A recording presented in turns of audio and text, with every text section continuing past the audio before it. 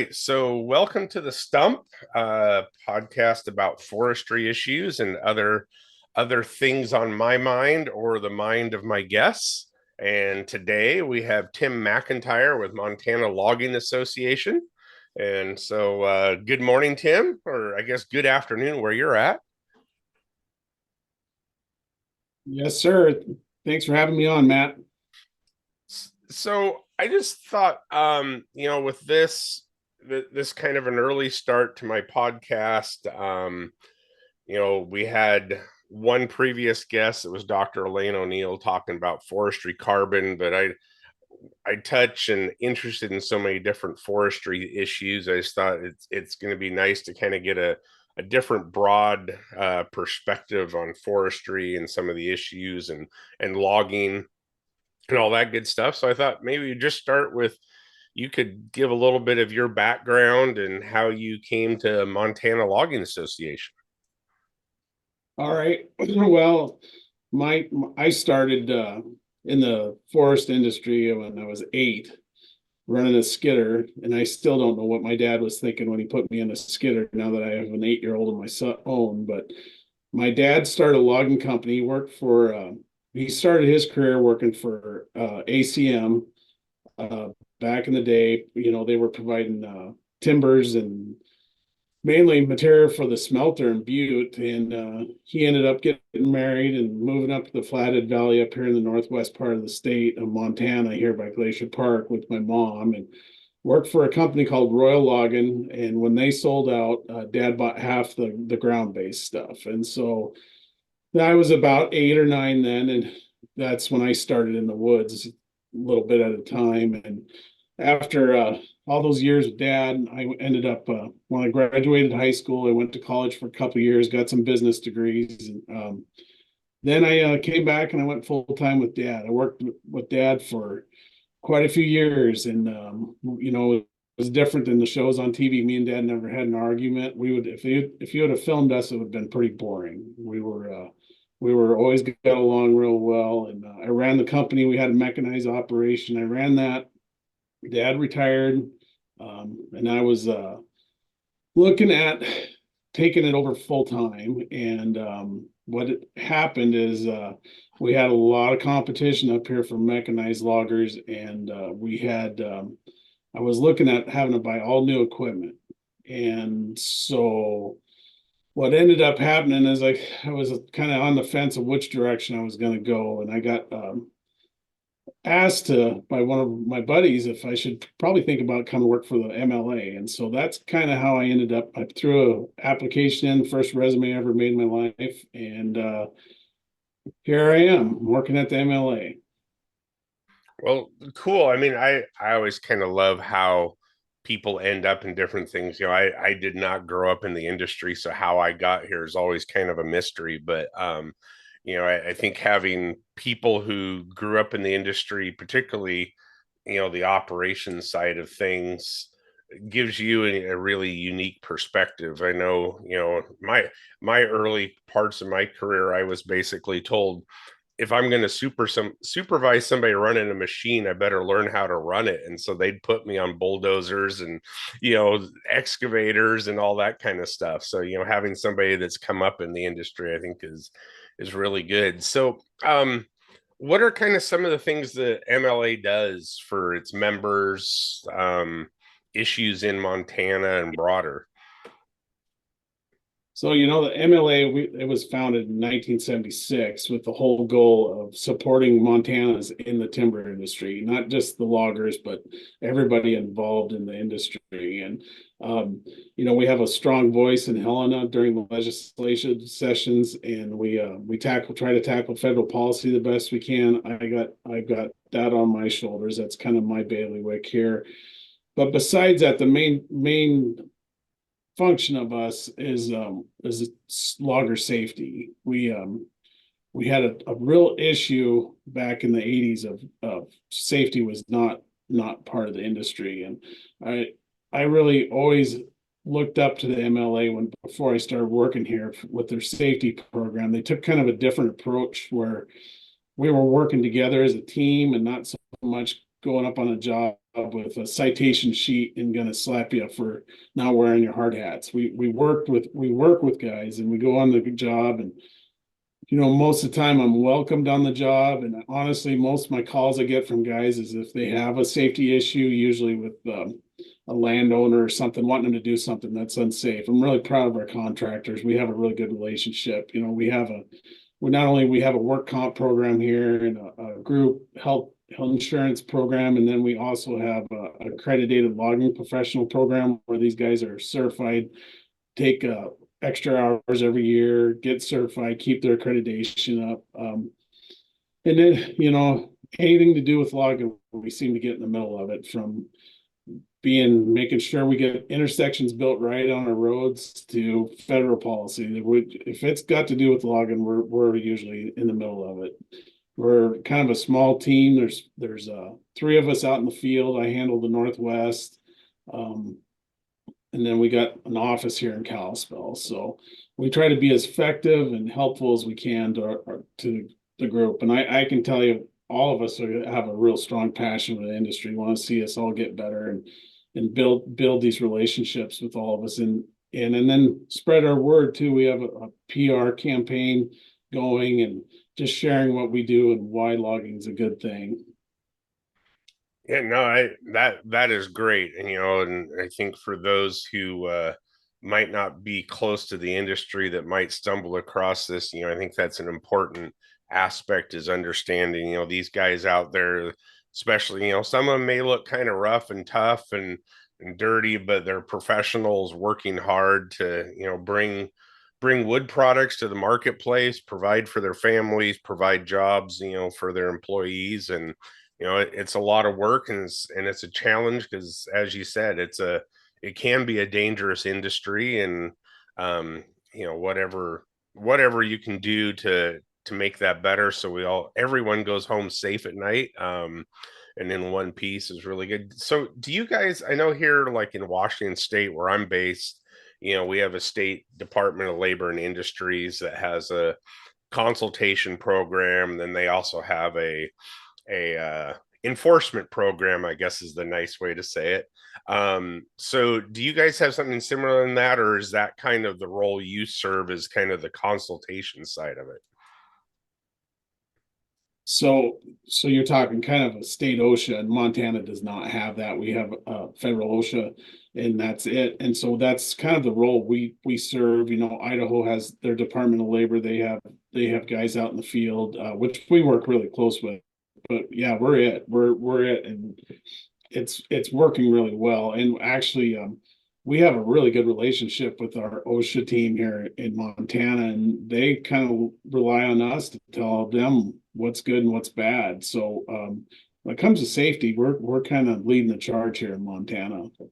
Well, that's great to hear, because that's a in some ways I kind of think that's a good model. I don't like too many layers of bureaucracy, because it can get to be a bit of a challenge. But um, one thing, I think we want to kind of touch on, some of the issues and stuff facing, I would say the industry broader, plus, especially what's going on in Montana. Um, I know education workforce is kind of a big one, but before we go there, you mentioned something interesting that I think a lot of folks that I interact with, on policy issues, even sometimes operations, don't really grasp when we hear all these great things about, let's do mass timber, let's do all these things, is your comment about needing to buy new equipment. And, one thing that keeps kind of coming back to me is, this is all great, but if we don't have the men and women out in the woods, producing the logs to put on trucks to get to the mills to turn into products that we can then, get out to the marketplace. And how big of a challenge do you see the modernization and the increase in expense to really get started? Because it seems really hard that, unless you're fortunate to be coming up underneath another logger, maybe family, it's, it'd be pretty challenging for a 22-year-old kid, that wants to go logging to really get started these days, in any kind of significant manner. Oh, for sure. You're looking at millions of dollars of equipment, and then to get a bank to work with you as up and down as this industry is tough. And so it's shows that the more importance in my mind is to keep the guys that we got out there. And something that we try to work with our contractors is, think of the next generation, who you're going to bring up. Some of these guys don't have family, they either don't have family or they don't have family interested.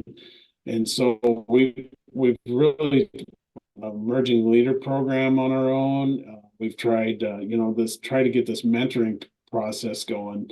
So we do have a future here, and times are changing. That there used to be loggers everywhere and contractors everywhere, and I think some of our partners in the mills and some of the other people are realizing that to get some of these young guys involved, they're going to have to bite off a chunk of this financially. So um, yeah, we're in a tough spot. It's hard to get started in this industry for sure, especially with mechanization and everything. Yeah, and I mean, it's not like the good old days. If you got a decent set of wrenches and sockets and a little bit of know-how, you can go out and do the maintenance on your skidder or dozer. These days, so much of this stuff is computerized and, you know, high tech that your average backyard mechanic can't just go out there and kind of make sure everything's ready to go for Monday morning sometimes. So, So so with that, I mean, I think that on kind of, the oh, I think we kind of locked up there for a second.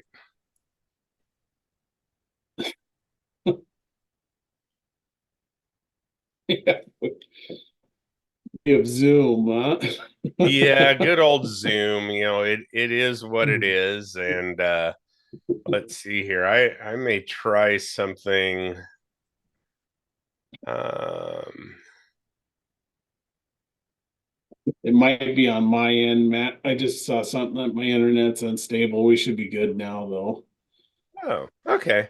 Well, that's always fun. So, I think what I was saying before things locked up there was, with the modern technology, it used to be a good set of wrenches and a little bit of know-how, and you could go out and make sure your skidder, dozer, or even log truck was all ready to roll for Monday morning. But today, um, takes a lot more than that to keep a lot of this equipment running. Boy, it does it, and that's something that when we do some outreach, it's just not guys. We're not just, I mean, love to see every one of these guys we talk to put and gals put a hard hat on, but man, we need engineers, we need mechanics, I mean, everybody needs some help, and the whole industry needs help everywhere in it, just not guys out in the woods.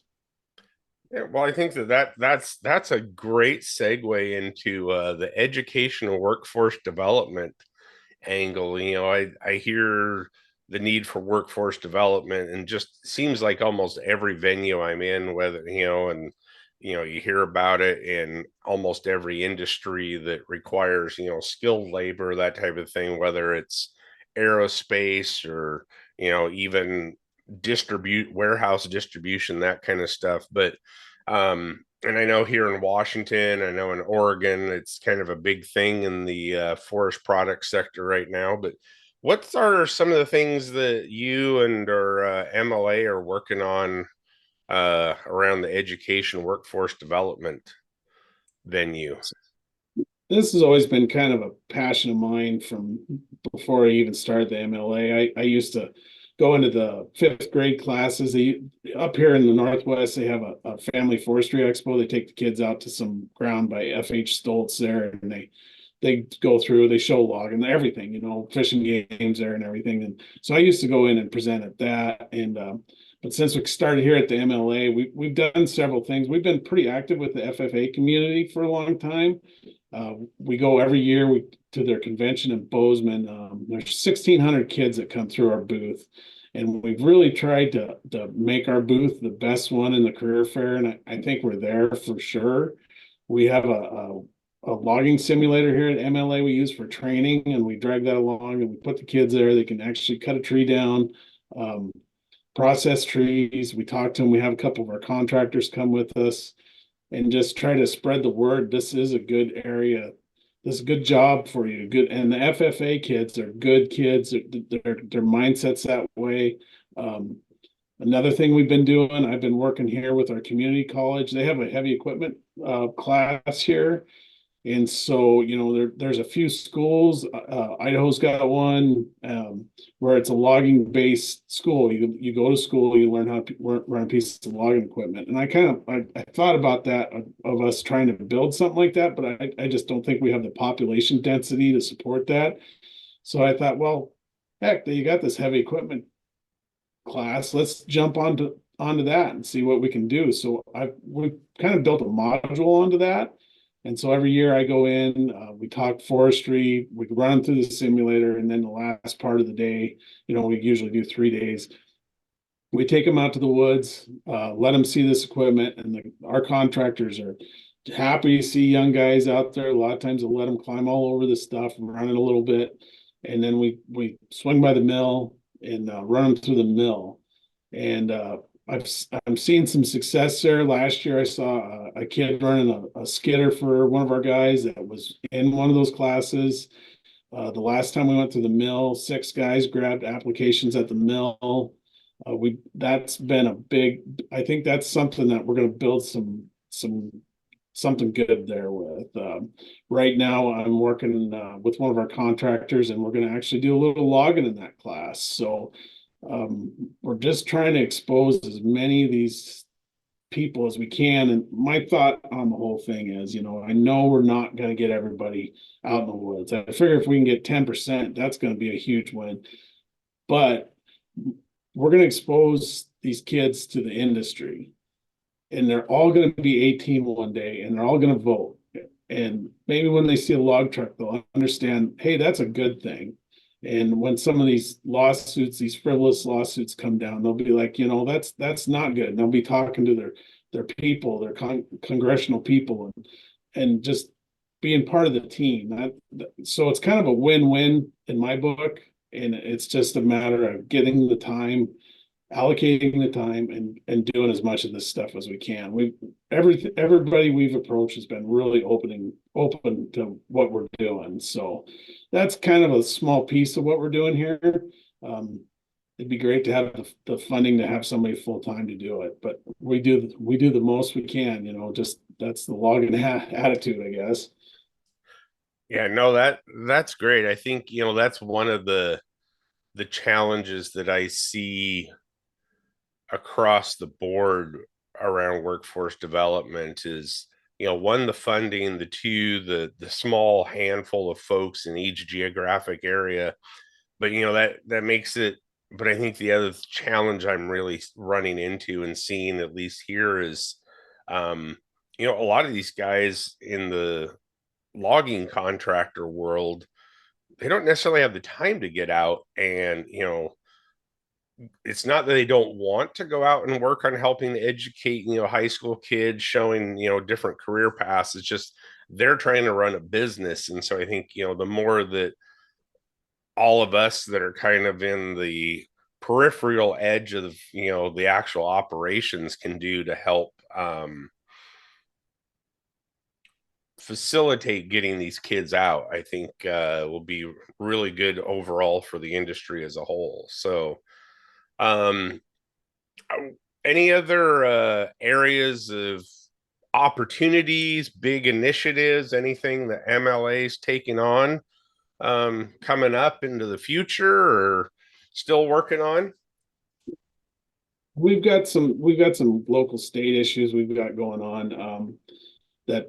So my coworker Jason Todhunter, he's our lobbyist in Helena, and he handles the state issues. And our state forest program is awesome. We can't ask anymore. They're they're they're hitting their sustainable yield. They're cutting. They're great. But we've got some other things outside the forestry with some small issues we're tackling with some conservation district stuff and some And then, we got the federal program, and that's an uphill battle all the time. Every when you take 3 steps forward, you slide back about 50, but you got to keep walking forward.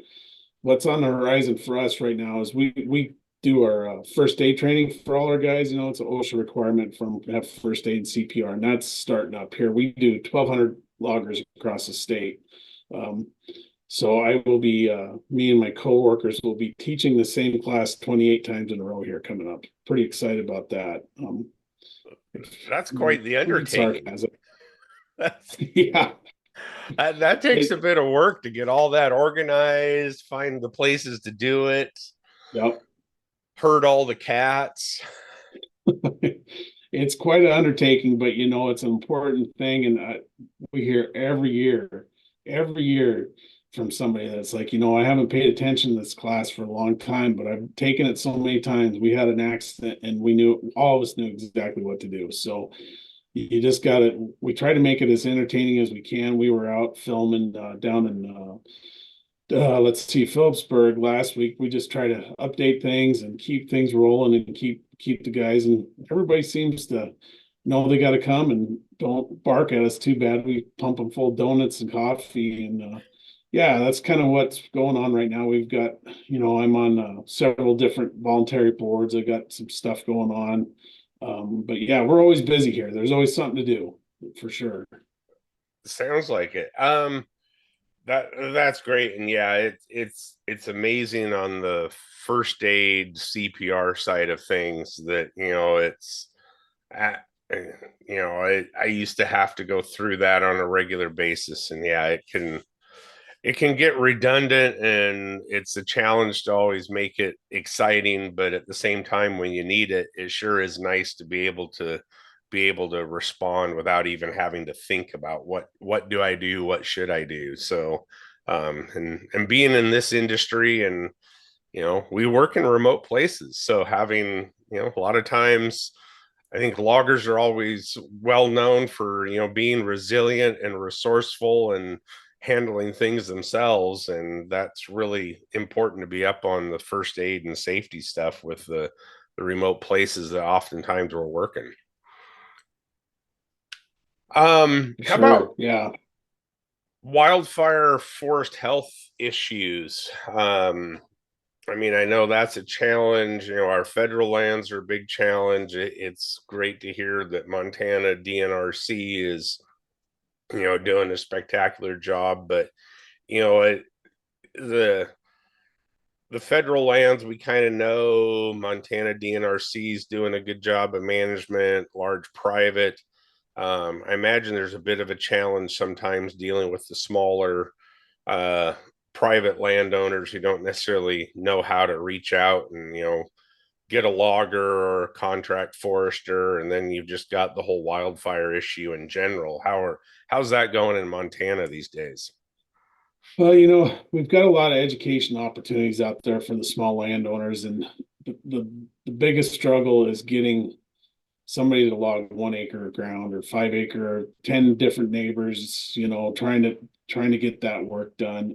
But we're getting, that's been a pretty good program. MSU Extension has worked really close with the landowners. And we had some fires last year, but they were kind of good wins for the industry because they were small fires because there was a lot of active management around them.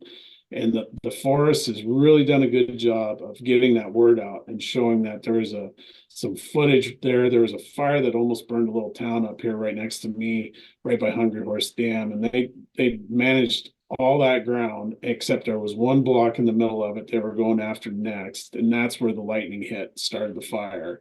And they had a lot of good stuff on Facebook showing that, because of active management, that fire didn't burn a town down, was held back um, to a few thousand acres instead of a few 100,000 acres.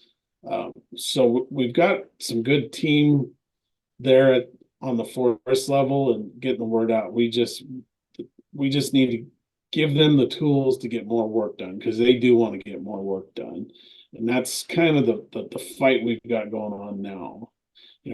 We've got to start managing these forests. our Senator Daines always says, you got to manage the forest or they're going to manage us. And that's kind of the fight we're up against right now. And we need that volume to keep the infrastructure here. And we lose another mill in Montana, it's not going to be good because like we were talking earlier, the money it takes to start this stuff, once it's gone, it ain't coming back. So we're at a very fragile point here, but I feel very positive. We're gaining some real ground here where the public is starting to wake up to this. Where our G&A program here in Montana is doing some awesome work. I think we're going in the right direction for sure. We gotta can't just let up here. We gotta keep going. Yeah, no, I can't disagree with you, particularly, the challenges. I think just recently, we've seen a couple of announcements of mill closures in Oregon, and I think that's an indication, one, of just the challenge of the economy today. But I think more importantly, some colleagues of mine, we were exchanging emails about whether or not the public even understands that it's not just the economy, it's a result of tight log supply, and that when we reduce, I hate this phrase, but I'm going to use it anyway, pace and scale, because I mean, what is pace and scale? But I don't know. I got to come up with a better definition of pace and scale, that, a different catchphrase. Mhm. But, if we're not treating enough acres, you're right. Mother Nature will manage us. Mother Nature's going to manage us whether we like it or not. I think it's more whether or not can we minimize how much Mother Nature manages us. Right, right. Um, but yeah, I think that if we don't have general public doesn't have a real wake up call to um, how fragile this industry can be. You know, for 8 years, I've been dealing with stakeholders who want to bring a new sawmill to North Central Washington, and there just isn't the log supply to do it at scale to justify the capital expenditure. So, keeping what we have across the West and the inland West, Montana, Idaho, is all really critical, and that means the whole thing, not just mills, but your members, loggers, um, log trucks, flatbeds to haul lumber, all that kind of stuff. So pretty critical. Yeah, Matt, I think we need to share our story too. And it just doesn't have to be, it's like when the smoke's gone, everybody quits worrying about fires. But, I've really been trying to show what the forest is doing, the Forest Service is doing. And it's just not cutting trees. They're putting projects together to mimic fire. It's not about providing the mills wood. It's about doing what's best for the land, and the logs are a byproduct of it. We had a big project right by Glacier Park, and it was a sea lodgepole from a fire in 1929, and we got ahead of that and got some good press on that, showing that if a fire would have burned that whole hillside off, and now that project is mimicking the old fire way fire behavior was, and they're leaving corridors for wildlife, and it's just not all a moonscape. It's there's a lot of planning, and I think it's really important that we help the Forest Service, state, whoever's doing the project, get that word out, try to show the public there's a lot of thought and planning behind these projects. And it's just not about going out and getting trees for some loggers to cut. I mean, it's the exact opposite. Yeah, I think you make a really good point there. It's the telling our story. And my personal opinion, this industry hasn't been really good at telling our story, because I think there's a culture of we just want to go out and go to work and get our work done. But yeah, I mean, I think that the more that we can do to get our story out there, the better off the industry and society at large will be. Um, Yeah, something I always tell people outside of the industry, that seems to stick with them is, my great grandfather cut ties for Summers Tie Mill. He was a farmer by trade, but that's what they did in the winter. My dad was a logger. I was a logger. I don't know if my kid's going to be in the industry or not, but I know a lot of third, fourth generation. loggers. If anybody wants to see a tree grow, it's a logger because they want their next generation to have something to go after. So, we're the ones that want to see trees grow. We don't want to see them go away. Yeah, that's a really good point that I think a lot of folks outside the industry miss is that our business model relies on the future of forest management. And that means seeing trees grow, being able to harvest some of those trees and planting and or raising that next generation of trees. And that's I think this industry is one that often gets blamed for being short-sighted, but in the reality it's a very future, outward forward looking or industry. Right. And now we're really worried about carbon. And we could talk for a couple hours about carbon, but talk about an industry that's going to solve the carbon issue. It's the timber industry, and I think that's something that we need to share that story about growing trees and what happens to that carbon once I think that's a big thing we need to hit on as an industry. And I've got so much passion for this industry. I can't leave it. I just seeing young trees grow into old trees, I guess. And I like seeing round things getting turned into square things when they go through mills. So it's just who I am, I guess. There is something satisfying about that in the end. So, well, hey, I don't want to take up all your time here this morning, but any other kind of like things we haven't touched on, things you want to mention, other upcoming MLA events, things going on this summer that folks should be knowing about? We are here in February, but I know lots of folks are already looking towards the summer and the end of the school year. Well, I just, I got a pretty good idea who the audience is going to be watching this.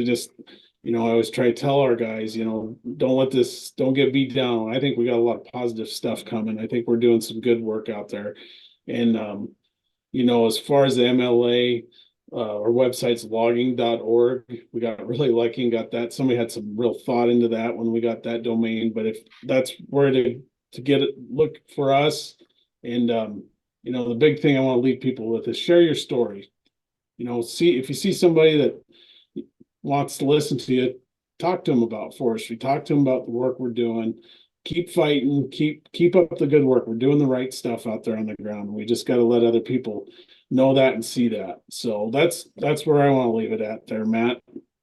All right. Well, great. Well, thank you, Tim, for joining today. And hopefully we can get on and do something like this again in the future and kind of get an update of what's going on in Montana and the industry at large and how your members are doing, how you're doing, and uh, all that. So thank you and have a great rest of your day. Thanks, Matt.